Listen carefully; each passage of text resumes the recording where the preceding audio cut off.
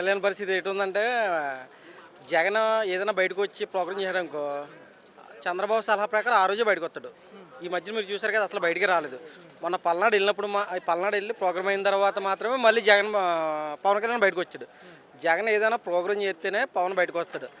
ఒక చంద్రబాబు నాయుడు సంఖ నాకడానికి మాత్రం పవన్ కళ్యాణ్ ఉంది. అతను ఏం చెప్తే అది ఫాలో అవడానికే. దీన్నే ఇదివరకే మనం అనుకోవచ్చు. ఒక పెంపుడు కుక్క ఎలా పెంచుకుంటారో చంద్రబాబు నాయుడు పవన్ కళ్యాణ్ అలా పెంచుకుంటాడు అంతే. దీనికి పెద్ద లెక్క ఏం లేదు. జగన్మోహన్ రెడ్డి సినిమా డైలాగులు చెప్పి జనాలు రెచ్చగొడుతున్నాడు. సినిమా డైలాగులు సినిమాలలో కానీ ఇక్కడ పని చేయవు, తాట తీస్తా జాగ్రత్తగా ఉండాలంటున్నారు పవన్ కళ్యాణ్. మొన్న ముందు ఆయన ఆల్రెడీ చెప్పాడు, నాకు చదువు లేదయ్యా, నేను అర్థం చేసుకోలేను ఎదురుడు భాష అన్నాడు. జగన్మోహన్ రెడ్డి అన్నదేటి ఒక విలేకరి చెప్పిందే చెప్పాడు.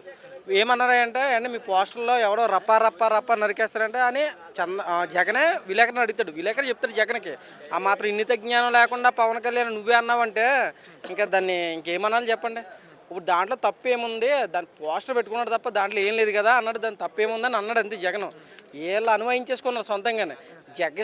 జస్ట్ ఒక కార్యకర్త ఫ్లెక్సీ పెట్టుకుంటేనే వీళ్ళకి వచ్చడిపోతుందంటే అదే నిజంగా జగనే రప్పా రప్ప అని జగన్ తన నోటితో ఉపయోగించాడు అనుకో, ఈసారి నరికేస్తానని మరి ఎలా ఉండు.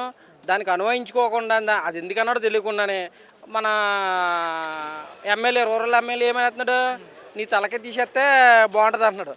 అసలు జగన్ అన్నాడా ఎవరన్నారన్నది కూడా తెలియకుండా ఈ ప్రభుత్వం ఎడుతుందంటే ప్రజా సమస్యలు అవసరం లేదు. ముందు జగన్ అన్నాడా లేదా అంతే, ఆయన మీద బురద వేస్తామా లేదా అదే కావాలి. ఇక్కడ ఉన్న ఎమ్మెల్యేలకి టీడీపీ కార్యకర్తలకి ఎవరికైనా సరే జగన్ మీద పడే అడ్డం తప్ప ఏం లేదు. జనాలకి ఏమీ చేసింది లేదు, చేయరు కూడా.